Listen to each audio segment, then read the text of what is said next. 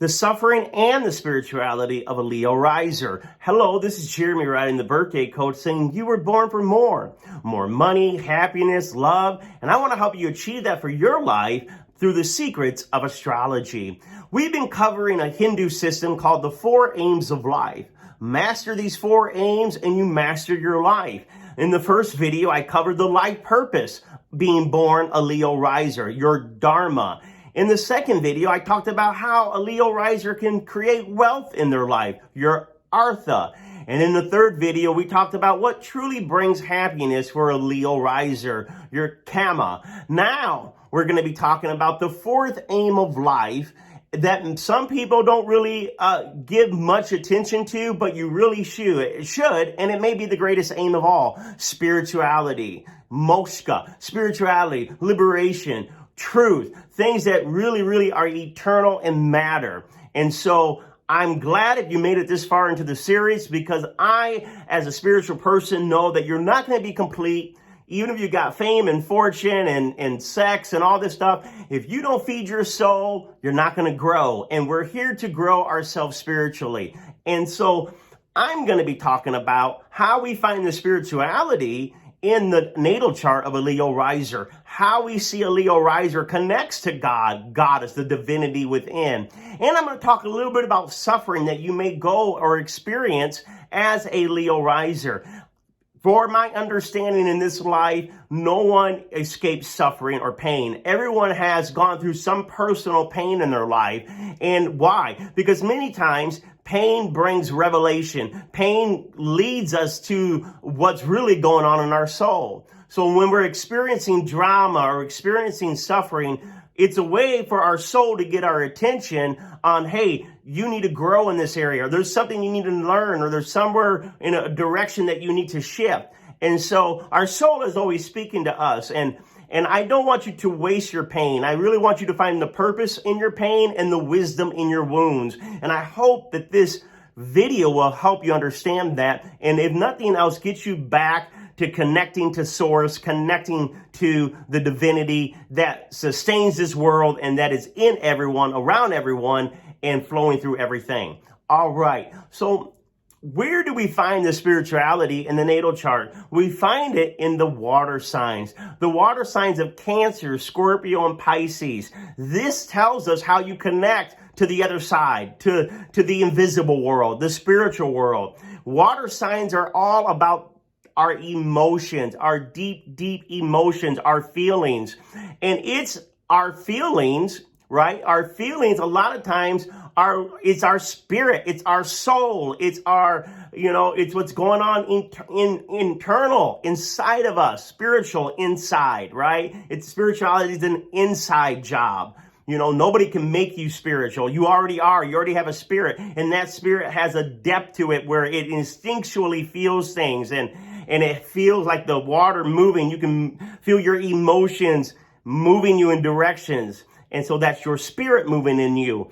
And so it's the water signs that cover our spirituality. So wherever you have water signs in your chart, any planets in the chart that are water, this is going to tell us how you are emotionally, how you are feeling, what triggers your emotions, how you lead with your emotions, what your emotional life is like. Your spiritual life is influenced by these planets that rule Cancer, Scorpio, and Pisces. So the moon rules Cancer, Scorpio is ruled by Pluto, and Pisces is ruled by Neptune. So wherever you see the moon and Pluto and Neptune in your natal chart, these planets can tell you how you can connect to God, how you should go about your spirituality. Neptune in a certain house is going to tell you where you're creative, where you get your inspiration and imagination. Another word for God is imagination, right? Or I'm a genie. Imagine, I'm a genie. That intangible, invisible realm that you can experience through your creativity is found wherever your natal Neptune is in your chart. And so wherever that Neptune is, you may have an imagination tap into a higher source through the house that is ruling, has Neptune, whatever that house activities is, whatever the themes are. So you know, if you had Neptune in the fifth, you could connect to God through your poetry, through your music, through, really doing charity for children. Fifth house rules creativity. It rules, all things children related. And so you could be very imaginative with a childlike faith. But you throw that Neptune in the eighth, we got a different vibration now. Now we got a vibration that is dealing with a lot of crisis, being very compassionate in crisis situations, in dealing with people's crisis and pain, because eighth house rules crisis. It rules, we see death and taxes and taboo. So we see you, maybe connecting through your spirituality, right? By healing your own taboos, healing the taboos of others, and having a more enlightened view about what it means to be a human, and not so many rules and regulations that try to exclude people. So we want to look at where the moon, Pluto, and Neptune. Of course, moon is the ruler of emotion. So that's the biggest one of all, is where your moon tells us where you can open your heart, where you can open your spirit to receiving the things of God and following a spiritual path. Now, why do I speak about the pain? Why am I speaking about the pain of a Leo riser? And I really didn't have this aha until earlier today, because I do a lot of astrology, but you do so much that you forget some stuff. And so when I was going over the lesson for today, man, I had an aha, like, oh wow, a Leo riser, even though it's considered that the Leo is here to be a leader and a guider and an entertainer and a performer and out there just really shining their light into the world, I really didn't realize that, man, I should have known this, but when someone is shining a bright light, many times there's a lot of hidden pain. Many times, the brighter the light, the darker the night. And so this tells me that the Leo risers are not shallow people. Leo risers are very deep. I do not care if you're a comedian. Let's look at Robin Williams. I'm not saying he's a Leo riser, but let's look at some of the comedians that are really funny and they do really good in comedy. But you would never know until you see them in a serious role that, wow, they really have depth to their acting besides just the comedy part. They have really deep emotions that are really deep down inside of them. And if it ever comes out, we could really see how wide and how deep their acting ability, their feeling ability, their emotional ability to really feel things deeply. So why am I saying about the pain of that, of being pain? Because it's through our pain that many times we find our purpose. And I always tell people, find purpose from your pain and wisdom from your wounds. Where is the wisdom in your wounds? Where is the purpose from the pain? And what we have to look at is, for all Leo risers, you have in the fourth house Scorpio, in the eighth house Pisces, and in the 12th house Cancer. So I'm using the whole house system. And so your houses may be a little bit different. Follow this video as I am teaching it. Even if you do not follow a whole house system, the whole house is still part of you. It's at a level that you operate, whether you realize it or not. And I still use all the other systems. But in this video, all Leo risers, on the time that they were born, they have the water signs in 4, 8, and 12, which is the natural houses. Any planets that are in 4, 8, and 12, these planets are your spiritual planets. These are your godlike energies. These are the things that move you emotionally. So outside of looking for planets in, you're going to look for planets in all water signs, but your water signs are in 4, 8, and 12. So it's the planets in 4, 8, and 12 that are impacting you the greatest on an emotional level, feeling level, and on a connection to even a higher level with spirituality. So the pain part comes from the fact that you got Scorpio in the fourth house. The fourth house rules our early upbringing. It rules, some say it rules the mother or the nurturing parent, but it is where our subconscious mind begins to be developed, because it's the things in childhood, first 7 years and teenage years, that really cement our beliefs and our temperament and the way that we kind of respond instinctually to things going on in the world. So the fourth house is a very deep psychological house, just like 8 and 12. Now you have put Pluto. You want to use a traditional ruler, Mars. Some say Mars.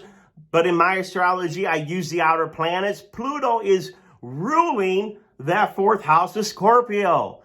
Pluto is the planet of transformation, but through pain.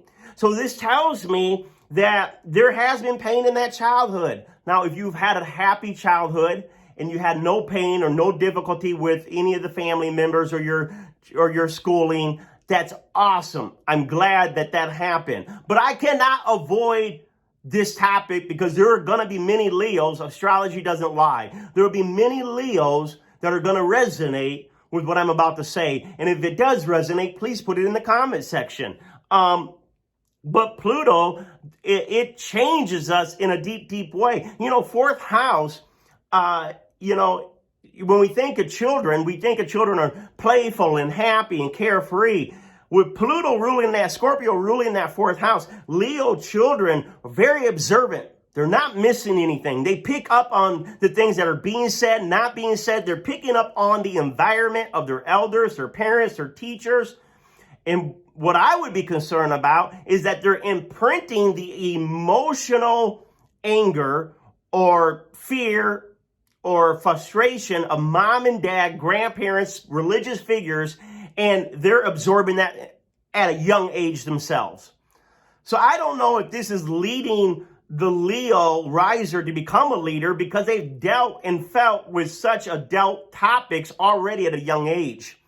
And they understand what people are going through because they have felt it. They have absorbed the feelings of that environment, which make them grow up quicker. So, we always say Leo's the actor, but an actor is someone that knows what the audience wants to see. And I'm almost wondering with that Pluto ruling the fourth house is if you had to learn how to please your parents. You had to learn. I don't know if you had to walk on eggshells because it was a very religious church, but there was something about something about I need to act a certain way because I know some of the strict things that are expected of me. So you learn real quickly how to talk with one person versus another person, which in some ways in leadership is good because you're learning to relate to people in a way that makes them comfortable. But then I'm concerned with that Scorpio there because a lot of times Scorpio's death. And so I wonder, did you have a parent die young? Did you, Scorpio also rules sexuality. So is there some type of a lot of sexual abuse for Leo risers? Whether it was, innocent petting to an older cousin or an actual something more traumatic with someone of authority figure. But with that Scorpio in the fourth house, I have now realized that Leo risers are phenomenally deep because they have suffered some early childhood pain, whether they were going up into the teenage years. And I hope you haven't. But the thing is I know that something happened most likely before we get into our 20s. Like I said, childhood, maybe early teenage years, that really changes your outlook. And a lot of times I wonder where the affection was because what happens is, what I've seen a lot of times with Pluto or Scorpio ruling the fourth is we may see, lesbians, gay people, bisexual. So I'm not saying there's a wider audience of Leo risers that may be part of the GBTL community. I got the alphabets mixed up, but you all know what I mean, Pride family. But it wouldn't surprise me if there's something there. It wouldn't surprise me if one of the parents were harsher. And so, like I said, I hope it's not the case. If it is the case and you want to throw that in the comment section, feel free. We can learn from one another. So the fourth house with Scorpio definitely means that you have, I would say you want to heal those deep childhood wounds or definitely learn from your past. So this would be great to do some journaling about your feelings while growing up. Now, then we get to the 8th house, Pisces.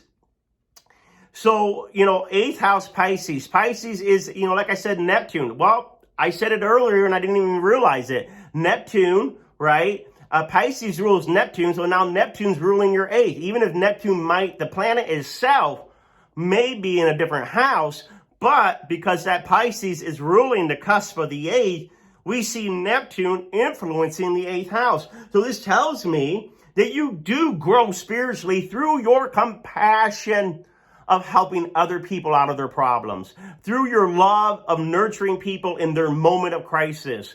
So it's really interesting. I wonder if death at some point plays a profound role in shaping your view of the other side, because Scorpio, the planet of death, is in the 4th house. And then we got Pisces, right? It's in the house of death, the 8th house. So I would not be surprised if a lot of Leo risers have the ability to tap into the other side, like mediumship, psychic abilities to really take a very sensitive, intuitive level of talking to God, talking to angels, ascendant masters, talking to seeing ghosts, seeing things that you may not be able to explain. And so even if a Leo riser maybe not be talking about this because of their career, maybe they're a newscaster, or maybe they're a teacher, or maybe, who knows, they're doing something where they're in a very professional role,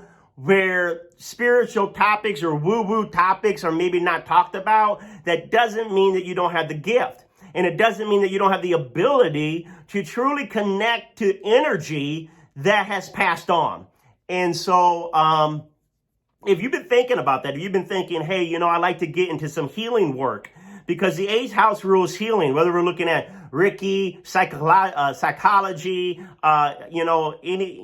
even what I'm talking about, mediumship, you would have a natural talent to really just be able to work in the healing fields as well. Why? Because you've dealt with a lot of pain, you're very sensitive, and your imagination is open to be inspired to get this wisdom that comes from within, or from the higher source. And so definitely Pisces in that 8th is definitely I'm going to say that, it's going to be good for you at some time to maybe do some therapy, to do some psychotherapy. What I call is talk treasure. And so we know that Leo, being a fire sign, is action. Let's take action. Let's not just talk about things. I'm saying on the spiritual side, on Moshka, on true liberation, on freeing your spirit to what is truly, truly real, in eternal truth. I want you talking about your feelings. I want you talking about, even to someone else, the things that you've gone through. Allow these things to have a chance to air out. And as you're airing out things that you have felt and seen and done, you'll get the psychological truth. You'll get the inspiration. Oh, that's why I went through it. Oh, this is what Spirit's trying to say to me. So definitely journal, and definitely, every once in a while talk to, whether it's a life coach, spiritual advisor, or even a professional psychologist. I think there's such a depth to you. Outside of the leadership, outside of the charisma, outside of the ability to shine and perform, there is a depth to you Leo risers. And that depth is truly inspirational. You can inspire us in our moment of tragedy, in our moment of pain, in our moment of hurt. There's a Leo riser that is sensitive enough to still inspire the rest of us to transcend, to go beyond, to go through whatever it is that we've been suffering. And so now let's go on to the 12th house, and we have Cancer in the 12th. And so we know, and I'm slowing down here because what happens is I'm doing a series called Hard Aspects. It's not part of the Leo Rising, but if you're not subscribed to my channel, please do it. And please look at the hard aspect. It's called Help Me, My Natal Chart Sucks. And I'm covering hard aspects. The reason why is, now that I'm going through the spiritual aspects of the 4 aims of life for Leo risers, you have some difficult aspects. That Pluto ruling the 4th is difficult. That Cancer ruling the 12th is difficult. So even though the 12th house is a spiritual house, some people are going to say Cancer likes it here because Cancer is water. Cancer is emotion. The 12th house is water and emotions. So in some ways you could say, yeah, I can flow with 12th house issues, which is, spirituality, intuition, isolating ourselves to be able to connect to our source. So we could say, yeah, you're maybe comfortable isolating at times to really dig into what you're feeling. But I don't mean this in a bad way, but in a true way, Cancer is ruled by the moon. Now you're automatically putting moon in the 12th. And once again, the moon is about our emotion, but the 12th house is about isolation. So this tells me that a Leo riser can sometimes be isolated from what they're feeling. Maybe the feelings are so deep that you don't know how to access, or you're afraid to access it, or you feel like no one else has that level of commitment to meet you there. And so then moon, which rules mom, says, once again, the mother may have passed when you were young, or something about the mother condition where maybe you didn't get nurtured by the mother, or women figures. So what I would say is, I would say that for you to really connect to the goddess within you is to take some water retreats, because the 12th house is ruled by water. Cancer is ruled by water. This tells me that if you can take time to get to the beach, take time to go somewhere where there's a waterfall, even take a shower, even if you can't take a cruise, take a shower, long shower, and just let the water hit those sore spots, unwind those muscles, and allow you to take a deep breath so you can see what is it that's rising up within me. Now that the tension's out of my body, what's rising up from my soul, from my spirit. And so I would also say, with having that moon ruling that 12th house, once again, what is interesting is I'm now beginning to see that Leo risers are truly, truly sensitive to the other world, because moon is intuition. 12th house is the other side. Just like when I said the 8th house was death, and you got Pisces there, meaning you're sensitive to the occult things, astrology, things that maybe are taboo. You're also very sensitive to your own spirit, to your own soul. Very intuitive, extremely intuitive, but also able to open up to what I will say once again, hearing from your higher self. So if you are a Leo riser and you're not hearing from God or goddess, or you're not feeling connected to something beyond you, I would say that you're shutting off your emotions. You're just maybe keeping yourself on the entertaining side, the leadership side, the side of going after your goals. But that's not who you are only. There is a depth to you, and you got to slow down. You got to slow down and find out how your intuition speaks to you. How does the higher realm speak to you? Is it synchronicities? Is it coincidence? Is it a certain voice you hear in your head, a flash of insight? You have to be sensitive to your emotions. No longer shutting it off because you feel like no one else is going to be there. I've already gone into 23 minutes, and in the world of TikTok and everything else, it's like, be quick, be quick. But I think you can hang with me. I think you can hang because I think there is a deep desire to connect to a higher source. Cancer in the 12th, Cancer is what we really emotionally feel. 12th house, God. I do desire you, God. I do desire you, universe. I do desire the ultimate truth of my spirit and soul. I want to be real. I want to really feel what is true. Not just for me, but for everyone. And so definitely, please start going into the healing field. Start going into the healing fields. If you're a nurse, God bless you. If you're in any of the healing practices, God bless you. Because 12th house deals with the hospitals and retreats, and it deals with places where people go to heal. Cancer there says you are just intuitively know how to nurture people back to health. So I love it. I love it. Love to hear your comments. Remember the 4 aims of life. Master these 4 areas, master your life. I'm still going to be doing more Leo secrets. I hope you enjoyed the series. I'll be adding more as we go on. What planets do you got in 4, 8, and 12? And are you allowing yourself to truly feel your emotions to understand the truth that is buried inside of you? Namaste.